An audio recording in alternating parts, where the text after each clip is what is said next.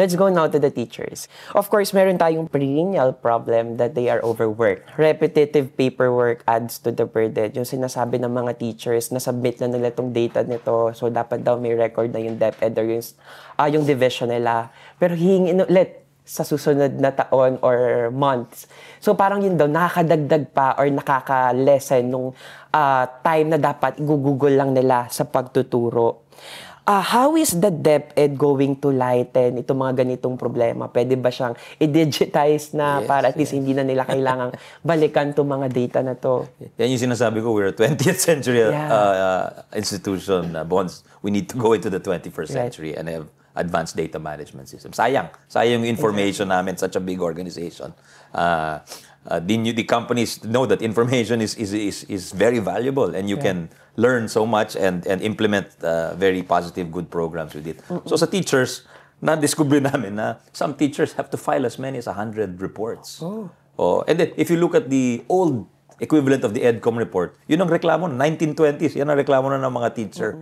Ang daming pinapagawang administrative. So ngayon, I think the President is on the right track because he's allotting more administrative personnel to DepEd. Ano mangyayari dyan? Mas yung mga non-teaching tasks, hindi na si teacher ang gagawa. Okay. And then yun sa reports required of teachers, we're really going to narrow it down to the absolute necessary. Below 20 kung kaya namin gagawin. And very simplified. Pati yung laman ng report, ikakat na natin yung hindi necessary na information. So we're about to issue a new department order on that actually. Okay. Na matutuwa nga ang teachers natin. Yeah. Palagay ko. Good news to sa ating mga teachers. Anyway, on another note, of course, another like alarming or na sad fact dun sa EDCOM report was 62% of the teachers are teaching subjects they do not know. 'Di ba? So parang ito, how can you expect students, of course, to solve mathematical equations when teachers themselves are having a hard time solving them, di ba? Parang yun yung pinaka-quick na pwede mong maisip din sa problema ngayon. So, ito nakita natin na parang sanga-sanga siya na problem eh. Of course, yung yung education nila, yung foundation ng mga teachers na to, sa college, sa CHED, may nangyayari bang coordination, of course, among agencies? How is your department trying to solve this issue? Mahabang kwento to, Bonds, pero let me try to state what we're doing briefly. No? As you mentioned, kulang ng coordination between DepEd and CHED. DepEd should have told CHED na we need so many science teachers. Please provide scholarships so we can, yung mga education majors, there'll be more people taking up science major. We need more guidance counselors. So dapat yung mga ganong demands, dapat pinaalam ng DepEd namin sa CHED. But of course, I was not in the department yet. But now we're doing that. But unfortunately, as you know, it's not hard to produce, it's not easy to produce graduates overnight, you know. Kailangan may mag-enroll dyan and finish the 4-year course. So in the short term, what do?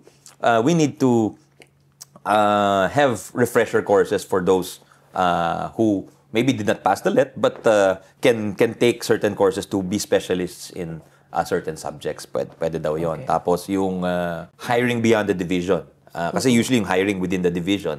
And there's a law which says you must favor those from a certain locality. So sometimes that limits you in your hiring. You must maging flexible tayo sa titingnan natin. And in the past, pag nag-advertise daw kami for teachers, hindi namin sinasabi yung specialty. So ngayon, sasabihin namin, teacher in math. Hiring teacher in science. Dati hindi, teacher lang. Kaya that contributes to the mismatch. Kasi may mismatch ka na sa graduates ng education sa pangangailangan mo. Tapos hindi mo pa tinulungan dun sa hiring mechanism. So all of these things I hope will kahit pa paano we'll get closer to a solution.